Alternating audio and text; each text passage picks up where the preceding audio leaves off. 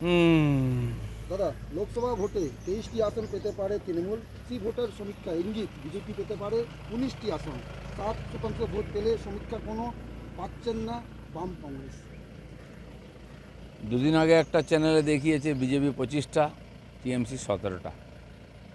চলছে সমীক্ষা, বিভিন্ন রকম আসবে।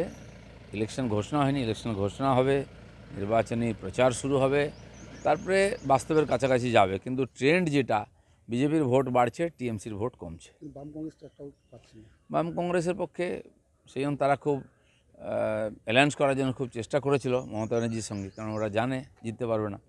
আর মমতা ব্যানার্জিও জানেন ওদের নিয়ে সঙ্গে লাভ নেই, বিজেপির সঙ্গে একাই লড়তে হবে। বিরোধীদেরকে উড়িয়ে তৃতীয়বার ক্ষমতা আসছেন মোদী। ইঙ্গিত ইঙ্গিত ভোটার সমীক্ষা 370 পেরে কাছে ক্ষমতা আসবে এনডিএ, আর 156 পাবে ইন্ডিয়া। দেখুন, যতগুলো সমীক্ষা আসছে সবাই এটা মেনে নিচ্ছেন যে মোদিজি আরেকবার ক্ষমতায় আসছেন, এবং মোদিজি যে স্লোগান দিয়েছেন এনডিএ 400 পার আর বিজেপি 370, আর মোটামুটি সমীক্ষা সেদিকেই যাচ্ছে। আমার মনে হয় যত ইলেকশন প্রচার গতি নেবে, যত বাড়বে, একটু ক্লিয়ার হয়ে যাবে ক্যান্ডিডেটস, মোদির দিকে আরও সমর্থন বাড়বে। আজ দুপুর লোকসভা ভোটের দিন ঘোষণা, 16 এপ্রিল থেকে ভোট হতে পারে। 1 মাস ধরে বাংলা হতে পারে 7 দফা। দেশের লোক অপেক্ষা করে আছে কবে ইলেকশন ঘোষণা হচ্ছে, আর রাজনৈতিক পার্টি কর্মীরাও প্রস্তুত ভোটের জন্য। ঘোষণা হয়ে যাক, তারপরে বাকি সব শুরু হয়ে যাবে। রাজ্যে দুটো উপচরণ নির্বাচন সম্ভাবনা আছে, বর্তমানে বেশি হতে পারে, এর আগে যেমন হয়েছিল। পশ্চিমবাংলায় বিশেষ করে অনেকগুলো ভাগে করা উচিত যাতে শান্তিপূর্ণ নির্বাচন হয়। ভোটের দিন ঘোষণার আগে রাত্রে নদিয়া থানাপাড়া তৃণমূল কর্মী খুন, বাড়ির কাছে কুপিয়ে হত্যা। খুন তো প্রতিদিন হয় পশ্চিমবাংলায়, এটা কোনো খবরই নয়। খুন, জখম, ধর্ষণ প্রতিনিয়ত বেড়ে চলেছে। এখানে পুলিশ প্রশাসনের যে ভূমিকা কিছু বোঝা যায় না।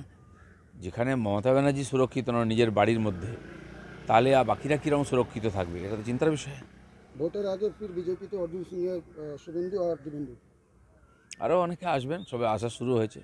ছোট বড় বহু নেতা বিজেপির দিকে আসবেন, কারণ নরেন্দ্র মোদী ক্ষমতায় আসছেন, বিজেপি পশ্চিমবাংলায় এগিয়ে আছে। তো রাজনীতিতে যারা আছেন তারা তো যে সরকার আসবে, যে পার্টি জিতবে তার দিকেই থাকবেন। লোকসভা ভোটে যেন আতঙ্ক কিছু ছাড়ছে না বাংলার, আতঙ্ক নিয়ে রাষ্ট্রপতি দ্বারস্থ সন্দেশখালীর মেয়েরা।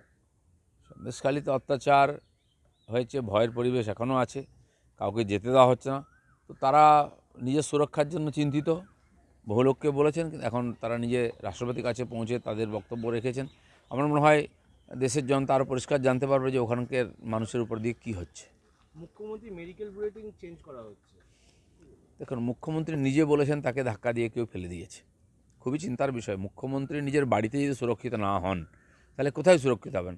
আজ সেই দৈর্দণ্ড প্রতাপ মমতা, যিনি নিজেকে বাঘিনী বলতেন, তিনি বাড়িতেও বিড়ালের মতো বেঁচে আছেন। তার আত্মীয় স্বজনের উপরে ভরসা নেই, তারা বিদ্রোহ করছে তার বিরুদ্ধে।